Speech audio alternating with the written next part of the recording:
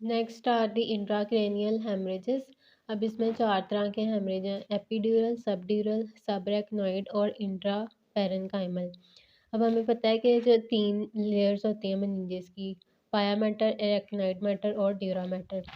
तो अगर dura mater जो है सबसे आउटर लेयर है, अगर इसके बाहर हीमाटोमा है मैन के ड्यूरा मैटर और स्कल बोन के दरमियान, तो इसे हम कहेंगे एपिड्यूरल हीमाटोमा। और अगर ड्यूरा मैटर के नीचे है तो इसे हम कहेंगे सबड्यूरल, यानी कि एरेक्नोइड और ड्यूरा मैटर के दरमियान। और अगर एरेक्नोइड के नीचे है यानी कि पाया मैटर और जो ड्यूरा मैटर उसके दरमियान में, तो उसको हम बोलेंगे सब एरेक्नोइड हेमरेज। और अगर पैरेन्काइमा के अंदर है तो उसको हम बोलेंगे इंट्रा पैरेन्काइमल हेमरेज। अब इसमें हमने एपिड्यूरल और सबड्यूरल का डिफरेंस याद रखना है कि जो एपिड्यूरल है उसमें जो है मिडल मेनिंजियल आर्टरी का रप्चर होता है, जो कि मैक्सिलरी आर्टरी की ब्रांच है, जबकि जो सबड्यूरल है इसमें ब्रिजिंग वेन्स का रप्चर होता है। अब जो इसका रीज़न है, इसमें स्कल फ्रैक्चर की वजह से हो सकता है टेरियन के रीजन पे, जो कि सबसे थिन एरिया होता है लेटरल स्कल में। और जो सबड्यूरल है वो एक्यूट भी हो सकता है और क्रॉनिक भी। एक्यूट किसी ट्रॉमा या हाई एनर्जी इम्पैक्ट की वजह से, और क्रॉनिक में ट्रॉमा या फिर कोई एट्रोफी हो गई है, ज़्यादा एज है, या chronic over alcohol over use है। और ये हमें शेकन बेबीज़ में भी नज़र आता है। इसके अलावा एक डिफरेंस ये होता है कि इस एपिड्यूरल हीमाटोमा में हमें ल्यूसिड इंटरवल मिलता है, जबकि इसमें नहीं होता है। ल्यूसिड इंटरवल में क्या होता है कि पेशेंट जो है वो थोड़ी देर के लिए बेहोश हो जाता है, इनके ट्रांजिएंट लॉस ऑफ कॉन्शियसनेस हो जाती है और फिर से वो ठीक हो जाता है। लेकिन उसके बाद क्या होता है कि रैपिडली डिटेरियोरेट हो जाता है, क्योंकि हीमाटोमा जो है वो एक्सपैंड कर जाता है। उसके अलावा जो इसमें एक और डिफरेंस है कि सीटी पे इसकी एक ऐसी फाइंडिंग हमें नज़र आती है। तो अगर हम एपिड्यूरल को देखें तो सीटी में हमें एक बाइकन्वेक्स जो है हाइपर डेंस ब्लड कलेक्शन मिलेगी, जो कि सूचर लाइन को क्रॉस नहीं कर रही होगी, जैसे कि इस फिगर में दिखाया हुआ है। ये एक बाइकन्वेक्स फिगर है, हाइपर डेंस है और ये सूचर लाइन को क्रॉस नहीं कर रही।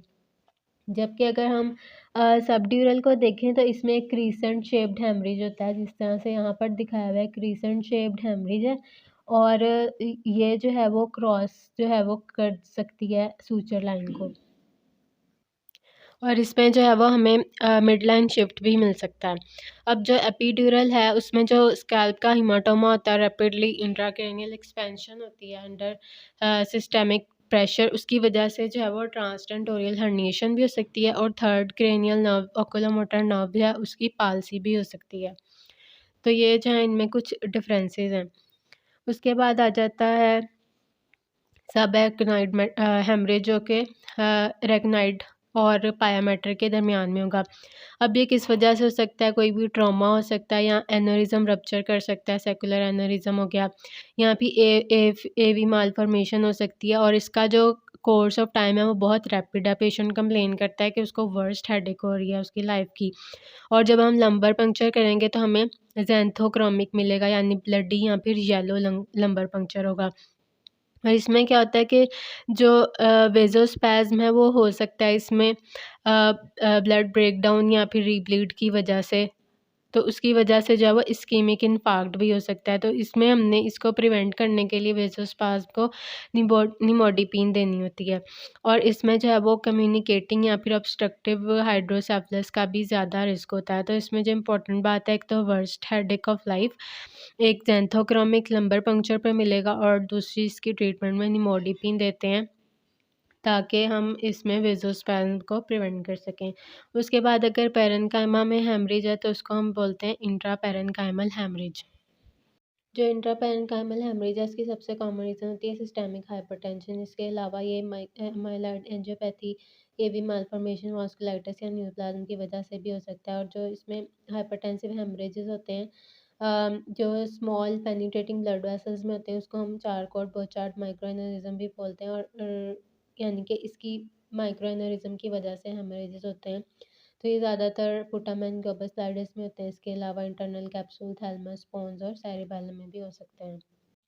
Next is central post stroke pain, यानी कि जो स्ट्रोक है, सेंट्रल वास्कुलर एक्सीडेंट जिसको हम बोलते हैं, उसके बाद जो पेन होती है उसको हम बोलते हैं सेंट्रल पोस्ट स्ट्रोक पेन। ये न्यूरोपैथिक पेन होती है थैलेमिक लीजन की वजह से। सबसे पहले तो इसमें पैरेस्थीसिया होता है, यानी कि टिंगलिंग और प्रिकलिंग सेंसेशन होती है। उसके बाद आफ्टर वीक्स टू मंथ एलोडाइनिया होता है, यानी कि कोई पेनलेस स्टिमुलस भी हो तो उसकी वजह से भी पेन होती है। और उसके अलावा डिसस्थेसिया मतलब कि ऑल्टर्ड सेंसेशन हो जाती है कॉन्ट्रालेटरल साइड पे, और ये स्ट्रोक के 10% पेशेंट्स में ऐसे होता है। उसके बाद है फैंटम लिम्ब पेन, यानी कि एक लिम्ब प्रेजेंट ही नहीं है बट उसमें फिर भी पेन की सेंसेशन हो रही है, और ये एम्पुटेशन के बाद बहुत कॉमन होती है due to reorganisation of the primary somatosensory cortex. इसमें बर्निंग होगी, एक्किंग होगी और इलेक्ट्रिक शॉक लाइक पेन होगी। Next is diffuse axonal injury. इसमें क्या होता है कि कोई भी सपोज़ मोटर व्हीकल एक्सीडेंट हो गया, उसकी वजह से रैपिड एक्सेलरेशन और डिसेलरेशन होगी ब्रेन की, तो उसमें क्या होगा कि जो वाइट मैटर के ट्रैक्स हैं वो शेयर हो जाएंगे ट्रॉमा की वजह से। तो उसकी वजह से बहुत ज़्यादा न्यूरोलॉजिक इंजरी होगी और पेशेंट जो है वो कोमा में भी जा सकता है और परसिस्टेंट वेजिटेटिव स्टेट में भी जा सकता है। और एमआरआई पे हमें पंक्टेट हेमरेजेस मिलेंगे जो कि वाइट मैटर टैक्स को इन्वॉल्व करे होंगे, यहाँ पर डायग्राम में भी दिखाए हुए हैं। Next is aphasia. एफेजिया जो है वो हायर ऑर्डर लैंग्वेज डेफिसिट होता है, यानी कि inability to understand and produce यहाँ पे use the language due to damage to the dominant cerebral hemisphere, और ज़्यादातर ये लेफ्ट ही होता है। और जो डिसआर्थरी है ये मोटर मूवमेंट का डेफिसिट होता है, यानी कि movement inability to produce speech. अब इसकी टाइप्स हैं ब्रोका, वर्निक्स, कंडक्शन और ग्लोबल। ब्रोका एक्सप्रेसिव होता है और वर्निक्स रिसेप्टिव, यानी कि बी से ब्रोका है तो बी से यानी बोलने में उसको प्रॉब्लम होगी, और वर्निक्स जो है वो बोल तो रहा होगा लेकिन उसकी जो कॉम्प्रीहेंशन है लैंग्वेज की वो ठीक नहीं होगी। अब ब्रोका वर्निक्स में ये डिफरेंस है कि जो ब्रोका एरिया है ये फ्रंटल लोब में होता है, इंफीरियर फ्रंटल गायरस में, और जो वर्निक्स है ये टेम्पोरल लोब में होता है, सुपीरियर टेम्पोरल गायरस में। अब जो ब्रोका एरिया है उसमें डिफेक्टिव लैंग्वेज प्रोडक्शन होती है, यानी कि लैंग्वेज सही प्रोड्यूस नहीं हो रही होती है, वो सही बोल ही नहीं पा रहा होता। जबकि वर्निक्स में इम्पेयर्ड लैंग्वेज कॉम्प्रीहेंशन होती है, यानी कि उसकी बात समझने में हमें सही समझ ही नहीं आती उसकी बात कि वो क्या बोल रहा है। तो इसमें जो है वो पेशेंट फ्रस्ट्रेटेड होता है लेकिन उसकी इनसाइट इंटैक्ट होती है, जबकि इसमें पेशेंट की साइट इंटैक्ट नहीं होती। जबकि जो कंडक्शन है इसमें आर्कुएट वेसिकुलस के डैमेज की वजह से होता है, और जो ग्लोबल है उसमें जो ब्रोका और वर्निक्स एरिया दोनों ही अफेक्टेड होते हैं।